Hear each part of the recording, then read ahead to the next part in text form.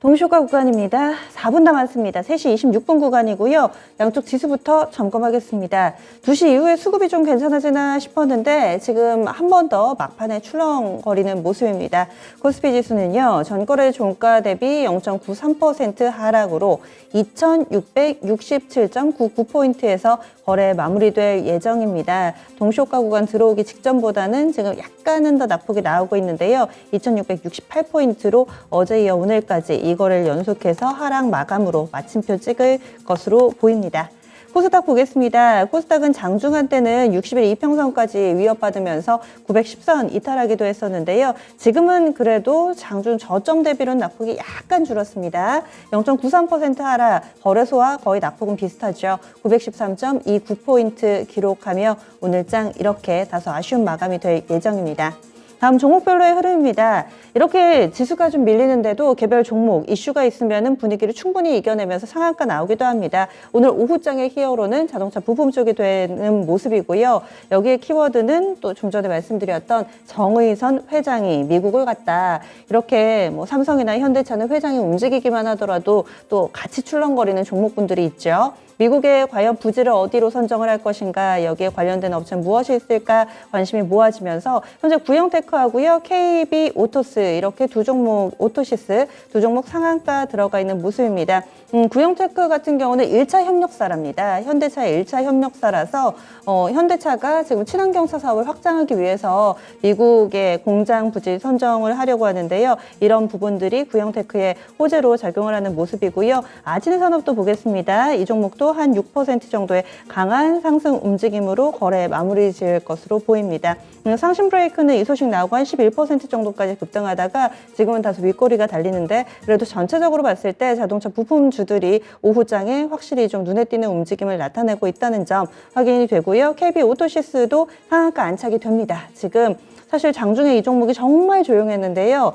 좀 전 한 급등하기 시작한 지 얼마 안 됐습니다. 45분? 뭐 이 정도 된 것 같은데 2시 구간 후반에 뉴스 나오기 시작하면서부터 주목받았고 현재는 이런 시세를 만들어내고 있습니다. 이쪽이 오늘장 마무리를 앞두고 가장 눈에 띄는 부분이라고 할 수 있겠고요. 또 개별 뉴스 하나 더 체크하겠습니다. 지금 쌍용차 인수전 어떻게 좀 흘러갈 것인가 여기에 계속 관심이 좀 모아지고 있는데 KB증권이 이 쌍방울그룹의 쌍용차 인수자금 조달 계획을 철회했다라는 소식이 나오면서 KG그룹이 좀 더 유력하지 않을까라는 해석하에 이에 따른 수혜주로 메디슨 캐피탈이 수혜주로 분류가 되고 있습니다.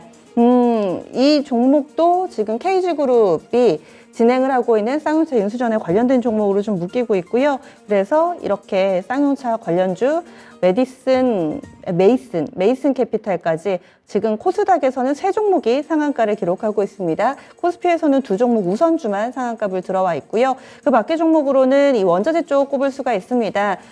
러시아와 우크라이나의 긴장감이 더욱더 고조되고 있는 상황 속에서 지금 결전을 앞두고 있다. 뭐 이런 이야기 나오고 있습니다. 천연가스 가격 재차 움직이지 않을까라는 예상이고요. 현재 원자재 가격이 실질적으로 움직임이 막 크게 나타나거나 그러지는 않습니다. 근데 국내 증시에서 오전보다는 그래도 좀 세게 나오네요. 지금 천연가스가 1.3%, 국제 유가도 장 초반에는 보합 정도였는데 지금 3% 정도 오르니까 아마 오늘 밤에 미증시와 동시간대 진행되는 이런 원자재 유가도 좀 보셔야 될 것 같습니다. 증시 바로 반응이 나와서요. GSE가 24% 가까운 급등세, 그리고 대성에너지 14% 정도의 오름세로 거래 마무리할 채비합니다. 중앙에너비스도 보겠습니다.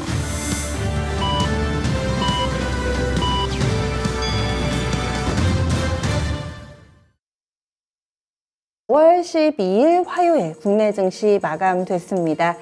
오늘 하루 좀 힘드셨을 테죠. 장 초반부터 기대도 없었고 계속 흘러내리는 장세를 보면서 오늘 6시간 30분에 왜 이렇게 길게 느껴지는 걸까요? 하시는 글들 게시판에 올려주시기도 했는데 같이 많은 분들이 좀 공감하실 겁니다. 이런 흐름 속에서 뉴스 쫓아다니느라 좀 바쁜 하루하루 요즘 들어서 이어지고 있습니다. 아시아 증시 흐름도 사뭇 달랐는데요. 한중일 가운데서 일본 증시하고 또 우리 증시, 중국 증시의 움직임이 달랐습니다. 중국만 갑자기 오후장에 급변해가지고요. 그리고 일본 증시나 우리 증시 같은 경우는 미증시의 하락 분위기가 이어지면서 니케이 225 지수 종가부터 보겠습니다. 1.81% 하락하며 26,334.98엔의 거래 마무리가 됐습니다. 오늘장 일본 증시도 장중 내내 마이너스권이었고요. 이 캔들상으로도 음봉입니다. 장 초반에 개파락 출발했지만 바닥을 잡지 못한 채 계속해서 저점을 낮추면서 거의 종가가 저가를 기록하는 패턴으로 거래 마무리 지었습니다.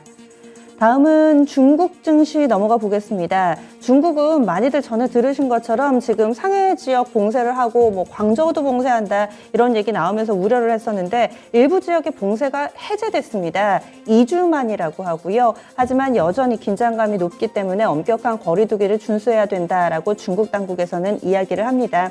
어찌됐든 간에 2주 만에 일부 지역 봉쇄가 해제됐다라는데 증시가 바로 반응을 하고 있고요. 말씀드리는 현재도 상해종합 기준으로 고점을 더욱더 높이고 있습니다. 1.37% 정도까지 오르면서 3,200선 회복이 됐고요. 현재는 3,210선 구간 기록하고 있습니다. 전체적으로 봤을 때 중국 증시 구성 종목들도 쭉 보니까 부동산이라든지 이쪽이 좀 좋더라고요. 아직 기술주들 반응보다는 부동산 쪽 그리고 몇몇 제약 쪽도 괜찮았는데 은행, 증권 이쪽으로 강세 움직임이 나오고 있습니다.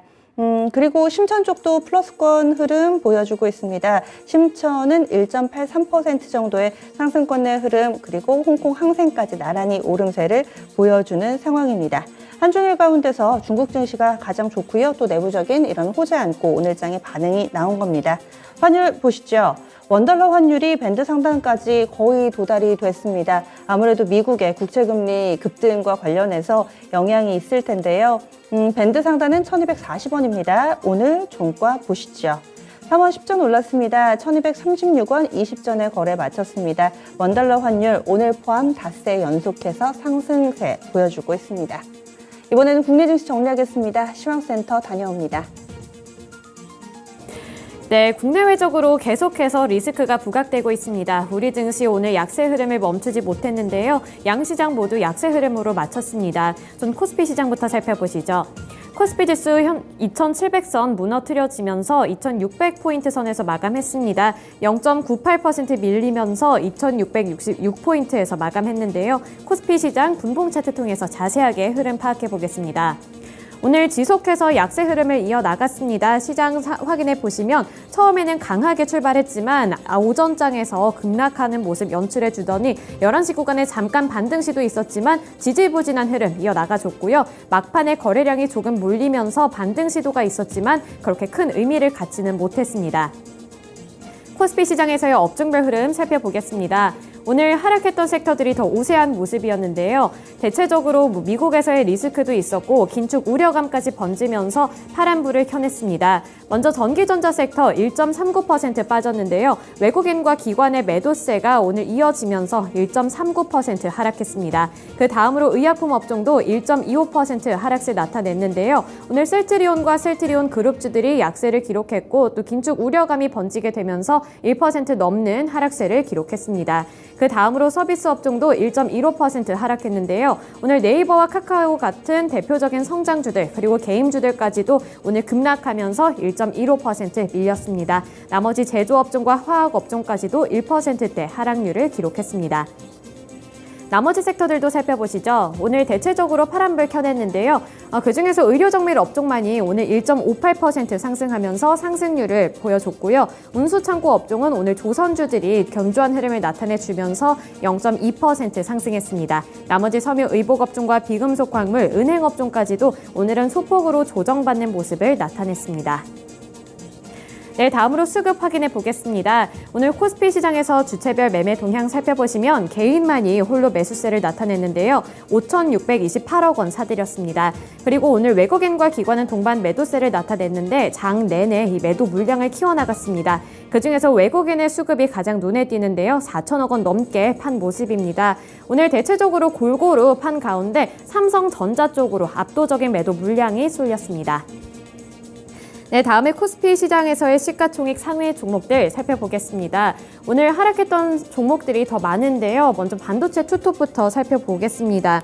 반도체 투톱 살펴보시면 이 삼성전자가 다시 한번 52주 신저가를 경신하기도 했는데요. 오늘 1% 넘게 또 밀렸습니다. 67,000원까지 밀린 모습이고요. 또 외국인과 기관의 매도세가 나타나면서 지수를 하락으로 이끌었습니다. SK하이닉스의 경우에도 0.45% 밀렸는데요. 장중에 이 외국인의 매수 전환이 있었지만 오늘 약세 흐름을 면치 못했습니다. 0.45% 밀리면서 11만 1,000원에 거래를 마쳤습니다. 그리고 오늘 SK하이닉스 같은 경우에는 증권가에서 2분기 이후에 이 수요 가시성이 높지 않다면서 목표가를 줄줄이 하향하기도 했습니다. 네, 다음으로 2차전지 관련주들 살펴볼 텐데요. 미국에서 3월 CPI 발표를 앞두고 시장이 긴장감을 놓지 못했습니다. 미국의 국채금리가 급등하기도 했고 긴축에 대한 우려 고조와 함께 상하이의 봉쇄에 따른 공급망 이슈까지 부각이 되면서 약세 흐름을 기록했는데요. 먼저 LG에너지솔루션 3% 넘게 밀리면서 41만 1,000원의 종가 형성했고요. 또 삼성 SDI와 LG화학까지도 오늘 큰 폭으로 밀렸습니다. 삼성 SDI 1% 넘게 밀리면서 57만 7,000원의 종가 형성한 모습이고요. LG화학의 경우에도 0.98%로 1% 가까이 되는 하락세 나타내면서 50만 5,000원의 종가를 형성했습니다. 네, 다음으로 플랫폼주들 살펴보겠습니다. 연준의 긴축 우려감에 역시 공포감에 휩싸인 모습이었는데요. 네이버와 카카오 살펴보겠습니다. 네이버부터 살펴보시면 오늘 1.44% 밀린 채로 30만 8,500원에 마감했고요. 또 카카오 같은 경우에도 오늘 계속해서 급락했습니다. 1.05% 빠지면서 9만 4,100원에 종가를 형성했고요. 장중에 저점이 9만 3,000원 선이었는데 그마저도 밀리면서 계속 그 부근에서 종가를 형성한 모습입니다. 네, 다음으로 자동차 관련주들 살펴보겠습니다. 현대차와 기아가 있는데요. 개별 이슈가 좀 있었습니다. 최근에는 그래도 빨간불을 켜내는 모습이었는데 현대차와 기아 이번에 좀 엔진 오일 문제가 있으면서 이 소비자들 사이에서 불안감이 퍼지고 있었는데요. 이에 따라 오늘 약세 흐름을 기록했습니다. 기아 같은 경우 오늘 0.9% 빠지면서 76,800원에 거래를 마쳤고요. 현대차의 경우에도 0.84% 하락세 나타내면서 17만 8,000원에 마감했습니다. 다음으로 은행주들 살펴보겠습니다. 이 미국의 금리 인상 가능성 그리고 긴축 우려감에 나머지 종목들은 일제히 하락 마감했지만 카카오뱅크와 KB금융 장중에는 그래도 견조한 흐름 보여주다가 KB금융은 보합권에서 마무리 지었습니다. 5만 9,600원에 마감했고요. 카카오뱅크는 0.11%로 하락 전환한 채로 4만 5,300원의 종가를 형성했습니다.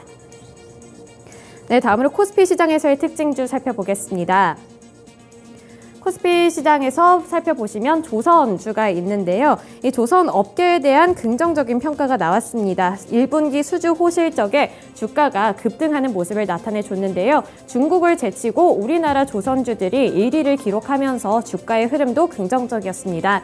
먼저 대우조선해양이 오늘 4% 넘게 오르면서 2만 5,000원에 마감했고요. 현대미포조선도 2.36% 오르면서 7만 8,000원의 종가를 형성했습니다.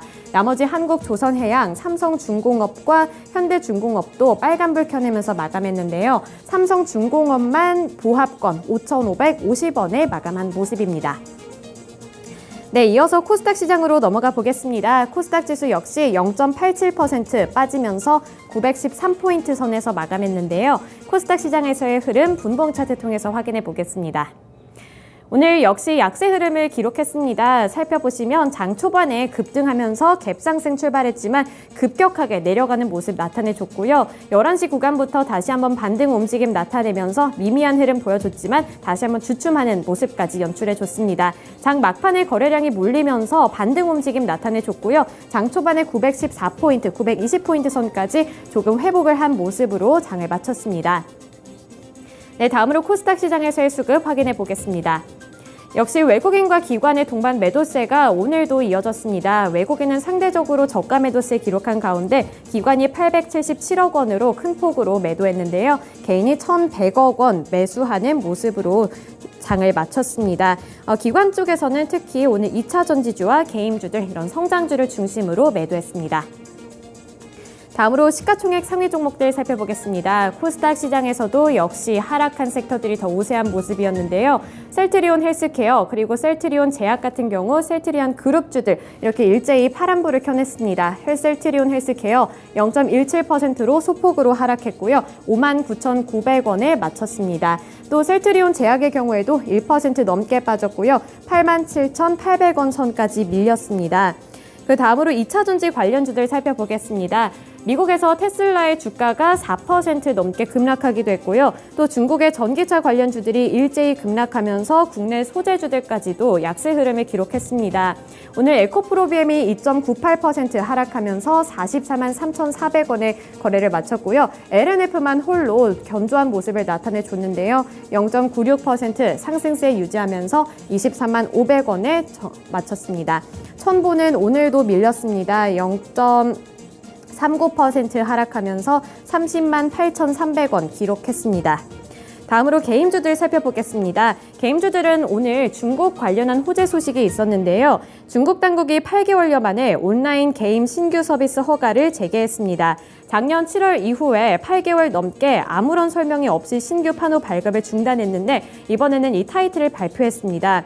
이번 발급 명단에 국내 게임 타이틀은 포함이 되지 않았지만 앞으로의 기대감이 반영이 되면서 주가가 나쁘지 않은 흐름 나타내줬는데요. 우선은 펄어비스가 2.86% 상승하면서 10만 600원의 종가 형성했습니다. 하지만 위메이드는 1분기 실적이 부진할 것이라는 예상과 함께 11% 넘게 급락했고요. 계속해서 낙폭을 키워나갔습니다. 8만 5,800원의 종가 형성했습니다. 그리고 오늘 카카오게임즈의 경우에도 8% 넘게 밀리면서 66,700원 선까지 밀렸습니다. 그 다음으로 밑으로 보시면 LX 세미콘이 있는데요. LX 세미콘은 2% 넘게 상승폭을 키워나가면서 14만 6천 원에 거래를 마쳤습니다. 1분기 어닝 서프라이즈 전망과 함께 상승세를 유지했고요. 또 앞으로의 전망까지도 긍정적으로 평가받으면서 빨간불을 켜냈습니다. 네, 다음으로 코스닥 시장에서의 특징주 살펴보겠습니다. 오늘 살펴보시면 시멘트 관련주들이 있는데요. 러시아와 우크라이나 전쟁으로 유연탄 가격이 급등하면서 시멘트 수급 불안감이 도래했습니다. 이에 따라 판가 인상 기대감에 주가는 상승세를 이어나갔는데요. 먼저 고려시멘트 보겠습니다. 4.72% 오르면서 4,545원에 마감했고요. 삼표시멘트와 서산, 아세아시멘트도 대체적으로 빨간불을 켜냈지만 장중에 급등했던 것에 비해서는 탄력을 조금 반납했습니다. 서산은 2.91% 오르면서 2,655원에 거래 마쳤고요. 아세아시멘트도 1.29% 상승률 기록하면서 15,000원 선에서 마감했습니다. 삼표시멘트는 보합권으로 전환하면서 5,000원 초반 부근에서 마쳤습니다. 네, 다음으로 선물시장 살펴보겠습니다. 선물시장 살펴보시면 0.97%로 약세 기록하고 있고요. 352포인트 지나가고 있습니다. 주체별 매매 동향 살펴보겠습니다. 살펴보시면 오늘 개인이 1,903계약 매수하고 있고요. 기관이 2,892계약 기록하고 있습니다. 외국인이 홀로 5,104계약을 팔면서 매도세를 이어나가는 중입니다. 네, 이렇게 오늘의 특징주까지 함께 살펴봤고요. 마감 시황 전해드렸습니다.